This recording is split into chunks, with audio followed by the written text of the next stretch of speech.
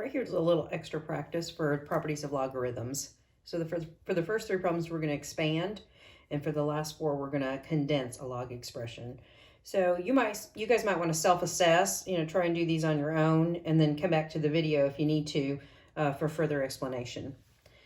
All right, so for problems 1 through 3, we're going to expand a log expression by breaking one log into more than one, and where possible, evaluate the log expression without using a calculator.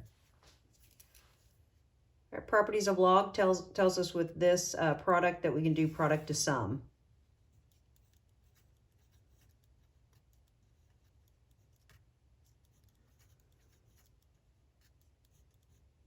We're taking a final look at each of these terms. This one can be simplified without a calculator.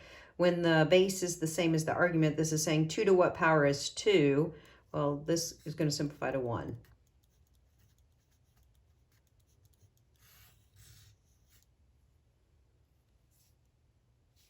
Looks like the quotient property.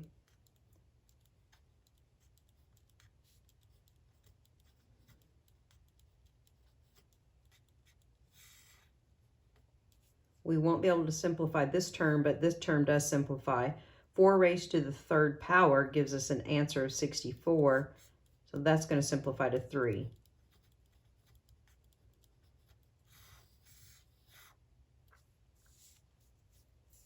Looks like the quotient property as well as the power property.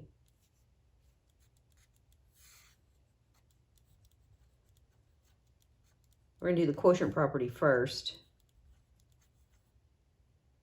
We won't be able to simplify this term because I don't know what power E needs to get 8. It's not going to be a nice number.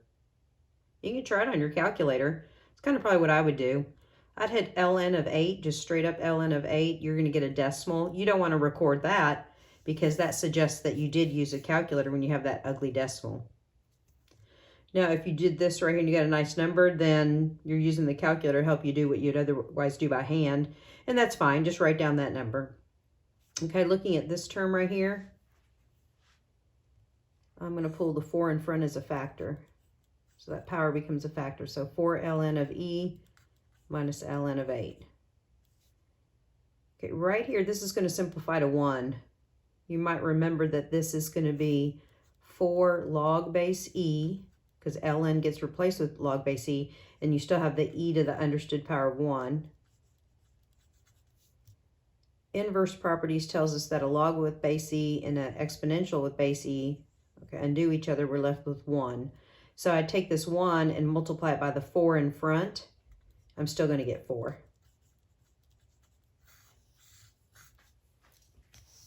All right, let's do the opposite of what we just did. Let's just condense.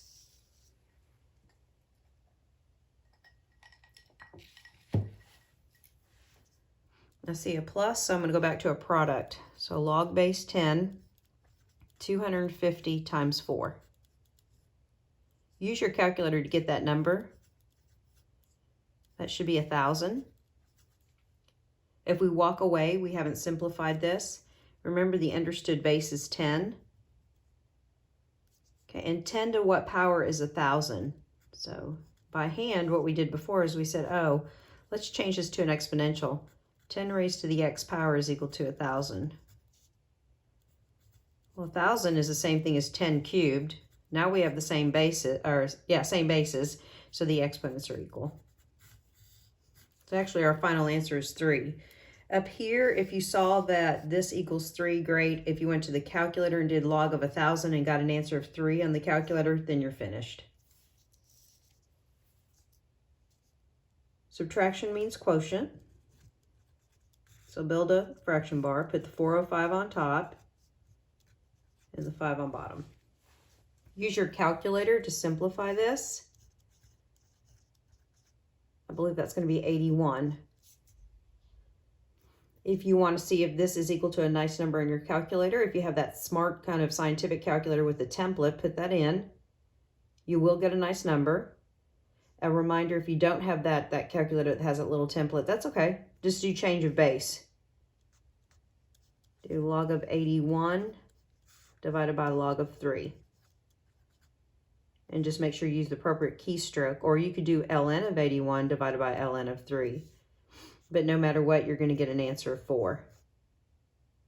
And that's because 3 raised to what power is equal to 81? Well, 81 can be rewritten as 3 to the 4th power. Now, number 3, just to practice condensing properties again, I know I'm going to be using the quotient property. I'm going to go back from a difference to a quotient, but remember these coefficients, these factors need to become exponents first. So natural log x gets an exponent of 7 minus, and the 3 becomes an exponent on y. Okay, I should have done that up here, no big deal.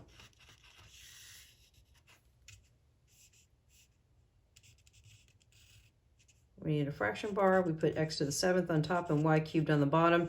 Nothing further can be done here, so we're finished.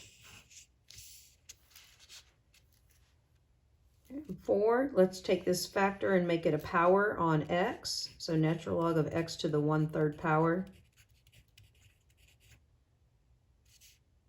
I might want to rewrite this as a radical. So natural log cube root of x. So this denominator tells us the index. This numerator is the power underneath here of 1, but we don't usually write that in. So 1/3 exponent becomes a cube root. All right, okay, we can further condense by using the product to sum, but we're going to go backwards. And we're going to multiply. This is not subtraction, so we multiply these two together, these two arguments. Now make sure you kind of put that little square root, like that little, I don't know what you'd even call it. It's just a little edge right there. Because we want to make certain that visibly that y does not go underneath the x. And that's it.